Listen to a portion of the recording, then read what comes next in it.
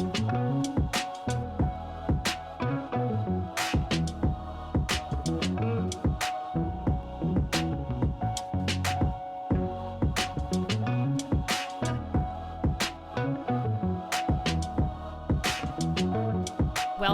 to the Maine Pod Week.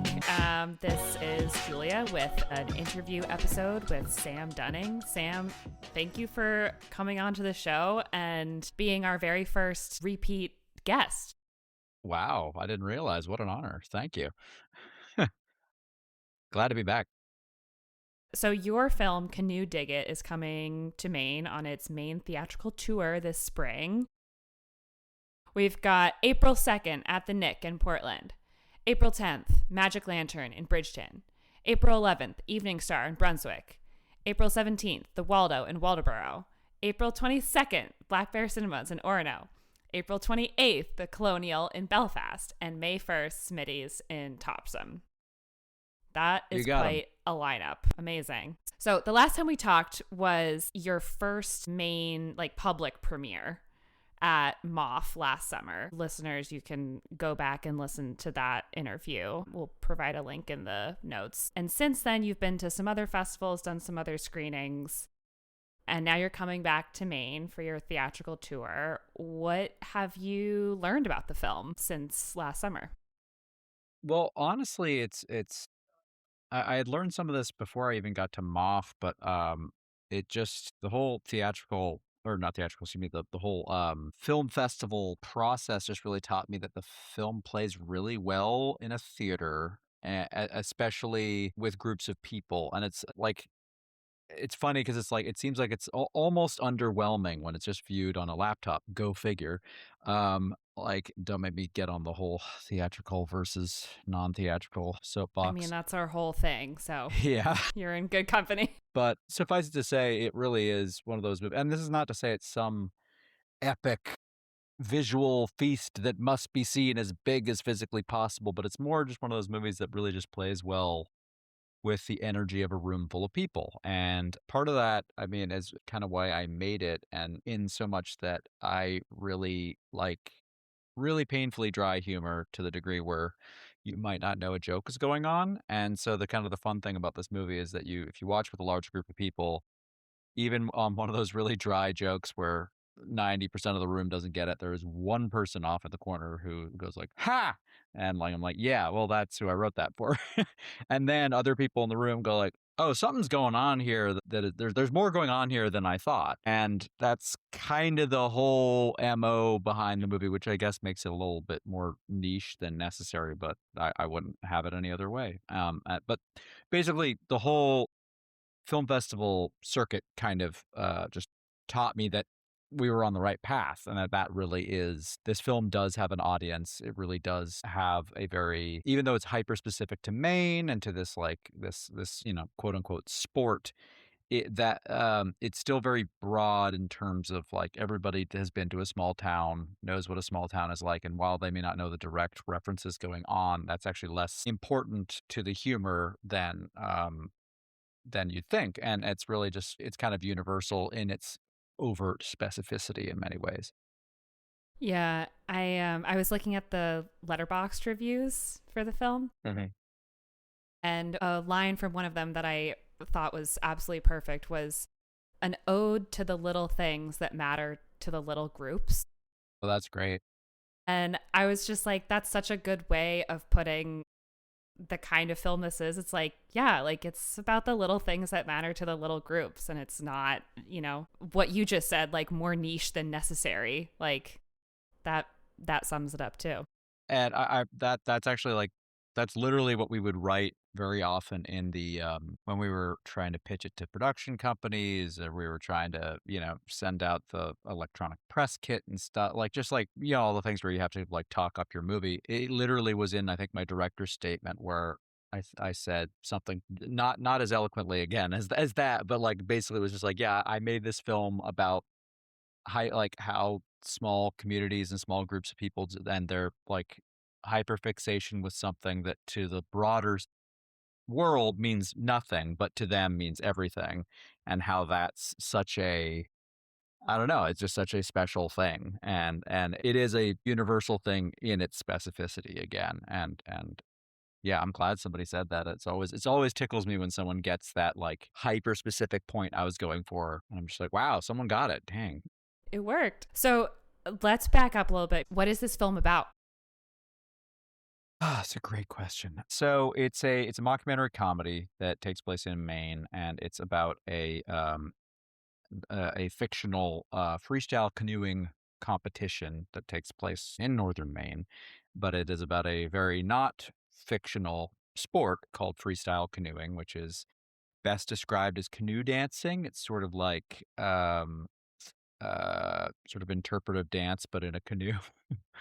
Sort of like figure skating in many ways. You're pretty much turning and twisting the canoe slowly to music of your choosing, and it's equal parts very impressive and also somewhat amusing to watch, is a way to put it. What attracted me to it was just saw a viral video of someone doing a freestyle canoeing set, and I just was like, I can't believe that no one has done anything with this yet. It's just so charming and strange and like evocative, and you don't really need to write a whole lot. You can just present it as is, and it's I don't know why people wouldn't immediately be like, what in the world is this? Anyway, that's just going off on what that part of the movie is. So that's kind of the setup, is that it's following a handful of competitors as they go up to this competition in Maine, and trying to compete for whoever is that year's top paddler. And so that's the plot, but I also wrote it to be just generally a kind of a love letter to Maine at the same time. You compared it to Best in Show, and I think like a lot of people have compared it to Best in Show. Since last summer, Catherine O'Hara died. What does her legacy mean on, for you and this film and, sort of the mockumentary style in general? I mean, I mean, obviously, I was very bummed out to hear that, like, because I very Yeah. much grew up watching Christopher Guest movies, which she is in all of them, or at least all the good ones. It's like, I really would not have been surprised if Christopher Guest decided just to drop a new movie out of the blue with her in it, like next year. I would have not been shocked at all. So yeah, as far as how her legacy affects this, I would love to think that it reminds everybody of those films, which were such a big piece of my upbringing, and are definitely have their fingerprints all over this movie. And so then maybe bring people to us in a sort of a roundabout way of not to capitalize on someone's death by any means, No, but to but to to pay homage to that, yeah, and those also those just people who are so integral in that kind of and also just style. just to kind of get people back remembering like what it's like to have comedies that are just kind of like a simple low stakes premise, and not like something where you'll never believe how The Rock and this guy got into this situation. And it's like, like that's all we have nowadays for comedies, and everything else is sketches that you find on TikTok. Not that there's anything wrong with that, but it's like there's just no middle ground anymore. And I miss those days when you could go to a theater and you could see Best in Show or A Mighty Wind and just like an hour and a half of your life, have a very fun time and walk away, and you'd laugh with a whole big group of people, and it was fantastic. And so I'm hoping that there is kind of maybe a revitalization of that idea of like, yeah, maybe we don't need these $200 million comedies. Maybe we can go back to this simple $20 million thing. You put it out for 6 weeks, 8 weeks, and it makes its money back and then some, becomes a cult hit, and people love it forever. Right, right. Yeah. So many people, I think, have correctly identified that Canoe Dig It has like cult classic written all over it. I hope so. Like, I think so. I think I guess it's we can't know until, 10 years down the road. this is true. So It's one of we're those playing the long things. game. Yeah. Well, I mean, we literally had a call with a distributor a couple days ago, and they were like, "Yeah, I don't see you making buckets of money overnight, but I do see this becoming like very much like a slow grown like sleeper hit where years down the line, it's just like everybody's like, "Oh, I love that movie." Yeah. Yeah. Yeah. Just the word has to spread. So, how has it been going kind of like releasing this film in theaters like kind of by yourself, right? You're doing all the booking, you're reaching out to press, like you're wearing all the hats, which I know is nothing new for an indie filmmaker, but after the film is done, it's sort of like now I have to do all of this. Mm-hmm. How has it been? A lot, but it is already feeling very worth it. It's basically like having a full-time job that pays you nothing in the moment and may or may not pay you anything down the line. But really, it already feels worth it because of the amount of my film peers that are like, "Oh, you're doing that all yourself?" And I'm just like, "Yeah, anyone can do this." And they're always just sort of flabbergasted by that and sort of like, "Oh, well, because we just signed with a distributor and they like put us in, 5 theaters for a week in the middle of nowhere and no one went and saw it. And then we were up on Yeah. streaming and that was the end of the story." And I was like, "Yeah, I've heard that story a million times and it sounds terrible." The thing is like, I put this amount of work into making this damn movie and the amount of blood, sweat, and tears and, other people's money and my own money that has gone into this. And it's like, well, if I just sign it over to a distributor and they take over, sure, my work is done and I can kind of wipe my hands of it, but then it will thoroughly disappear and nothing will ever come of it. And the thought of that just really bums me out. And I think in a lot of cases, people do it because they're just like, I've been thinking, living, breathing this thing for so many years now, and I just don't want to, I want to move on to the next thing. And I get that entirely. But the thing is like, if you're proud of the thing you made, no one's ever going to vouch for it the way you will. Basically, just use this as a litmus test to see, okay, if you do it all yourself, when you get into the thick of it and you get into the theaters and everything like that, does it feel worth it or do you immediately feel burnt out? And having talked to a Yeah. couple people that have done that, told me, no, it really does feel great when you get into a theater. You get a good amount of people in there, and afterwards they're all telling you what a great time they had. They're like, that's worth any and all amount of time and effort. It's really like it's worth pursuing. So, are you going to be at all of these screenings? That's the plan.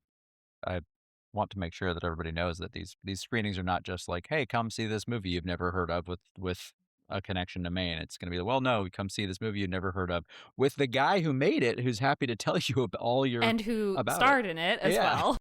exactly. And because especially like Maine and especially other markets that are not like New York and LA, like the Q&As are kind of infrequent, and it's important to make that part of the tour is because, that's actually one of your best selling points. Yeah, absolutely. How has it been communicating with, these different people at the theaters? These are the programmers, the bookers. How have you sort of like collaborated with everyone to sort of like bring together this cohesive theatrical tour? You're piecing together all these different bookings. Was that tough to do? It was actually surprisingly not hard. I mean, I didn't approach any real chains of any kind, or not any like national or big chains. But no, it's just as simple as saying, "Hey, I got a movie that's made in Maine, and I just want to do these single night showings. Not, I'd like no more of your time than one night, for now at least. And would you be game for that?" And almost all of them resoundingly said, "Oh my God, yes, yes, we need indie film. We need indie film. We want indie film.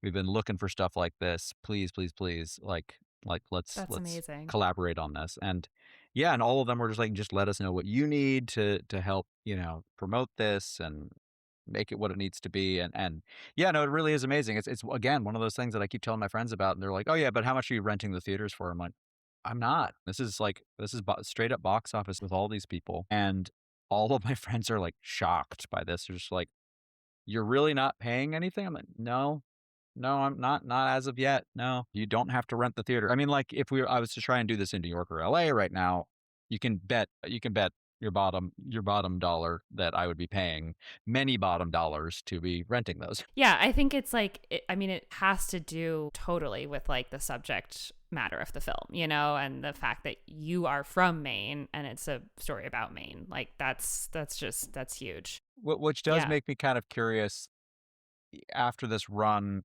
what our next plan will be. Because like if Hmm. I get out of this, 7 showings and I'm like, well, that was fantastic. Let's keep going. all right, well, how would I pitch it to the next round of theaters if they're not Maine? New England would probably be somewhat easy just because you can use the New England pitch. But then, like, I think this movie would actually play really well in the Midwest. I'm sort of like, all right, how do I approach the Midwest theaters and get them to get on board? So that would be kind of the next test, and seeing if just our pedigree playing up here in Maine would be enough to get us some attention, or who knows.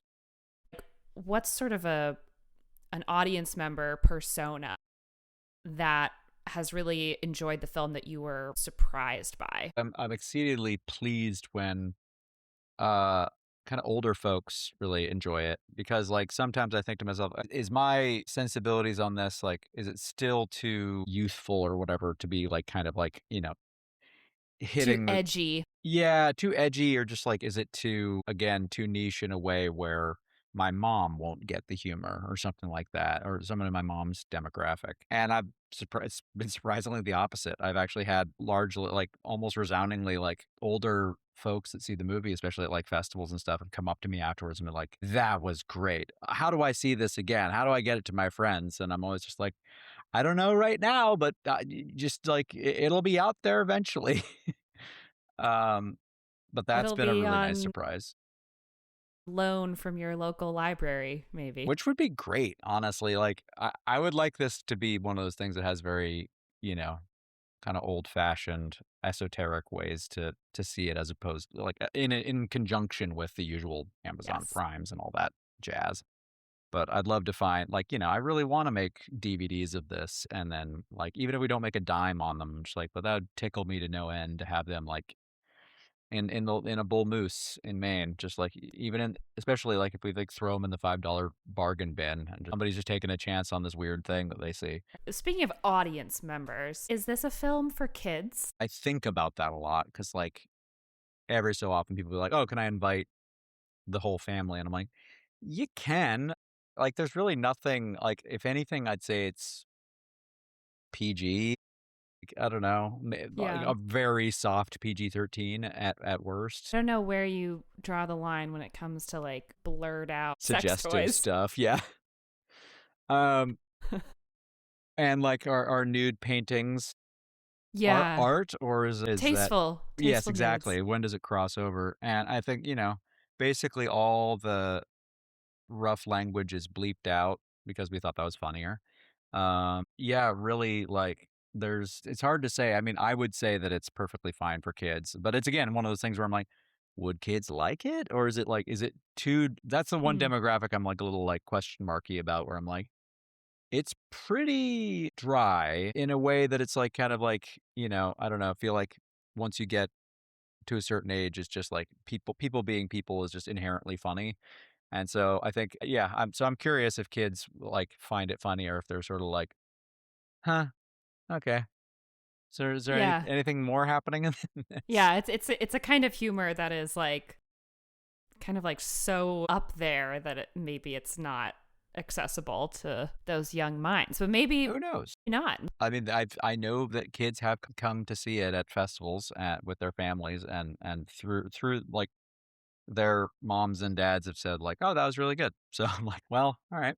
Okay, great. They didn't. I didn't get. Not that I think that they would say they hated it, but like I didn't get any Right. derision. So Right. yet. Right. Right. Right. You didn't get yelled at. Oh my gosh, how could you Well, show this film that to? would be great though. All press is good press. Yeah, how has it been reaching out to different press outlets and doing your own PR? Also hard, but like only hard because, like, I never thought making a movie would involve this much just emailing people. Like, I mean, I knew it would, but like now that I'm in the Yeah. weeds on like making spreadsheets and stuff, I'm just like, I did not sign up to basically make an office job for myself, and here I am. So far, it's been met pretty well for as much cold emailing as I've been doing. Like, we've got a handful of interviews lined up, and it's kind of that now, that question of like, is it enough? I don't know. Like, are we gonna have a full theater, but it's all my friends and family, or is it gonna be, a good run where we're getting the packed house every night because somehow it just got into the zeitgeist locally and people found out about? I don't know. So it's hard to really know what to expect, and it's hard to know if like I'm doing enough, even though it feels like I'm doing everything. And so it's just like all you can do is the grassroots thing. And so I'm trying to kind of change my perspective so that I look at it more as a film school part two. It's just like this is an education. If you learn from this that all this effort kind of doesn't result in much, maybe that's your big what you've learned, or maybe the opposite happens where you put all this effort in and it really does pay off. So yeah, it'll be very interesting either way how like it all rounds out. Really, all I hope for is not even money related. All I hope for is that people see it and spread the word that they've seen it and that it just does not disappear into a hole somewhere. I feel like, when people are like, oh, I didn't know that was playing, or, oh, that looks so cool, I wish I knew that it was playing. It's like, oh, darn. Literally the worst thing I can hear is like Yeah. after, like, especially like after a screening where someone's like, oh, if I had only known. And I'm like, I don't know how to get to you. Like, I don't Yeah, know what else right. I could have done. I was doing, and my, like, I love my mom, but she is also sometimes the first person to be like, well, my friends didn't know about this. I don't know. Well, what do you Tell want me to them. do? You tell them.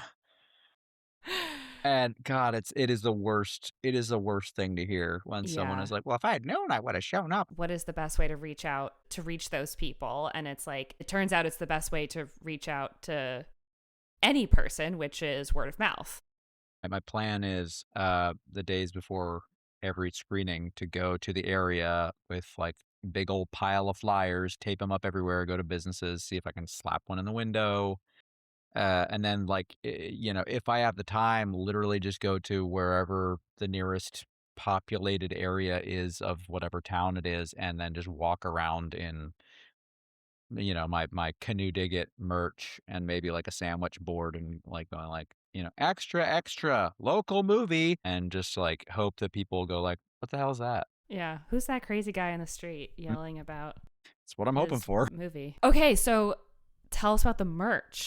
Yes, we will have merch at the screenings. Did not order a ton of it just because I kind of wanted to see what happened with the first screening, and with my luck, we'll sell out of all of it and then not have it for the next few screenings. But we're also going to have a web store as well, so there will be some more niche designs on there. It's been a very long time designing the merch just because I wanted stuff.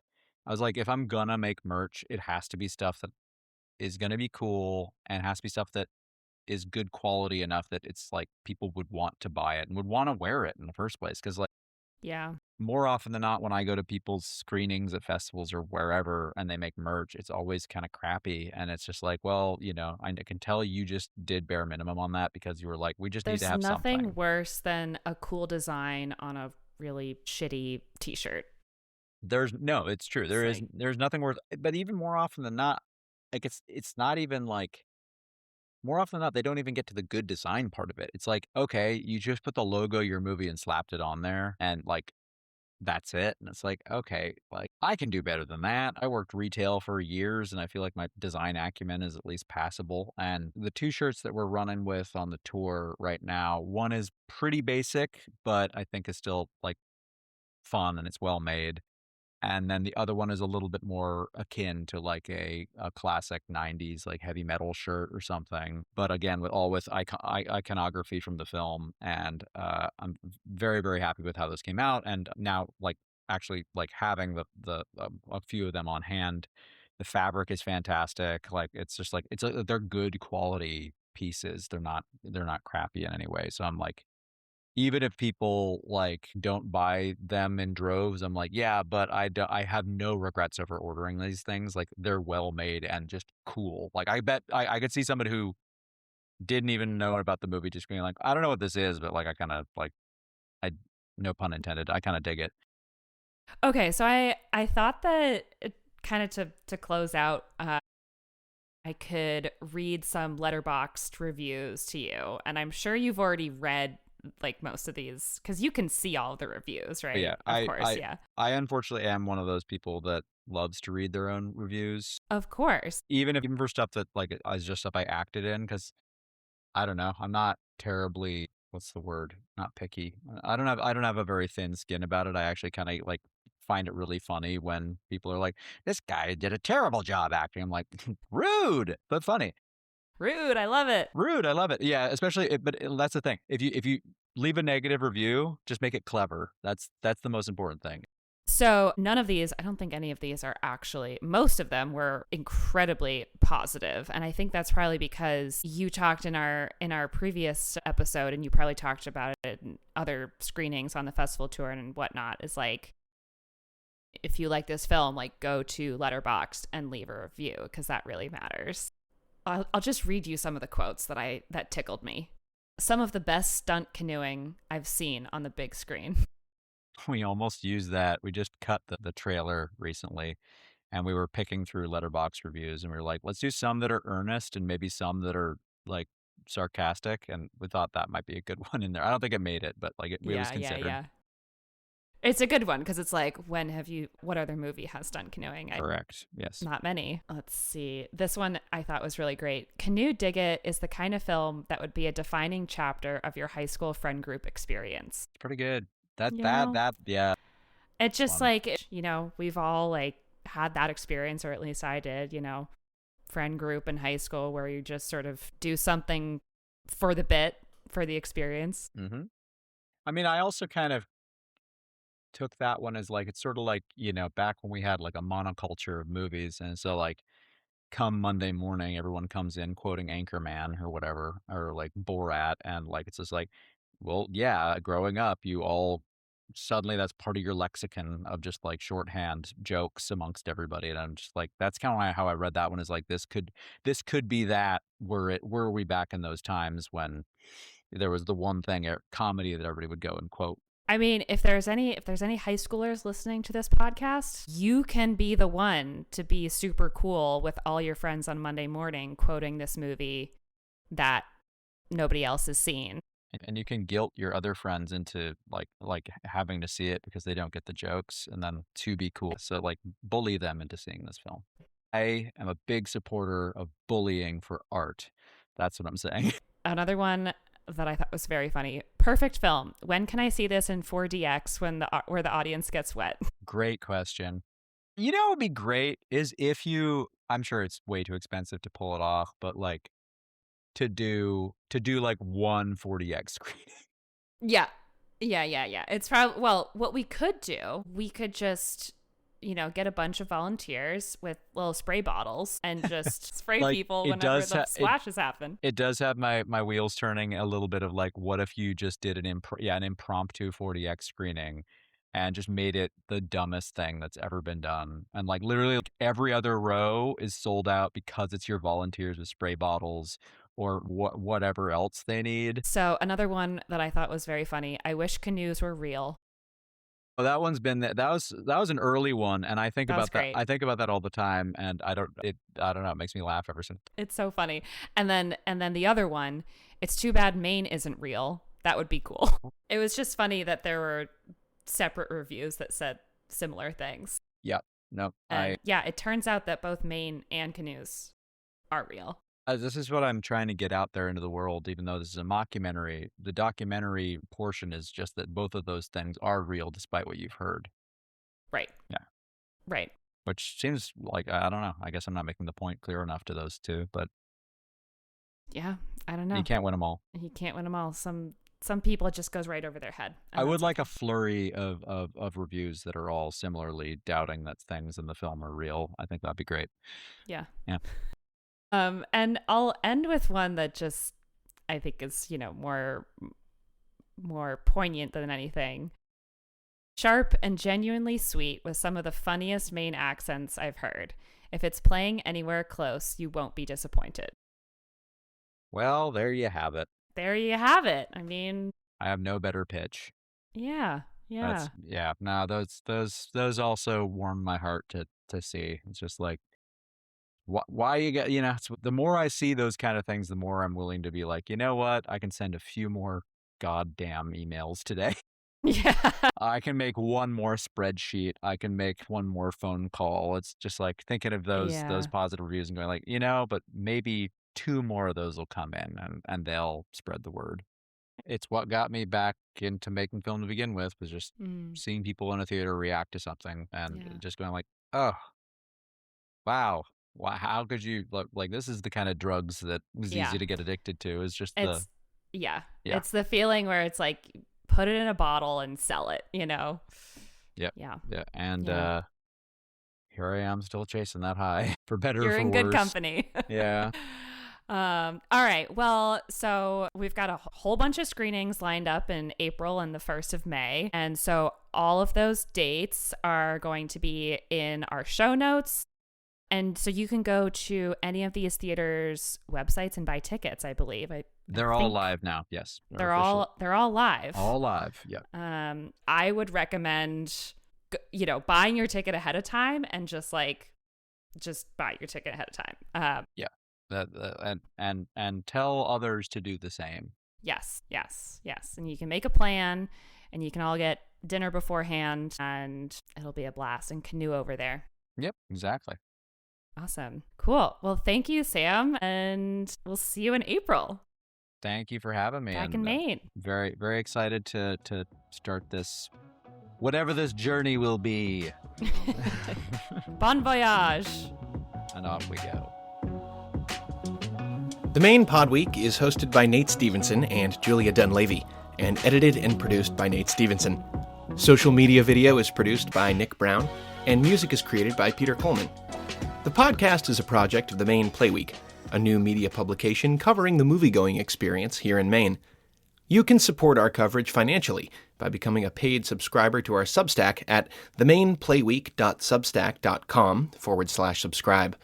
Send your ideas, questions, or other musings to hello@themaineplayweek.com, and follow us at The Maine Play Week on Instagram, Facebook, Blue Sky, and Substack. Learn more at themaineplayweek.com. But most importantly, tell your movie-loving friends that we're here, and we'll see you at the cinema.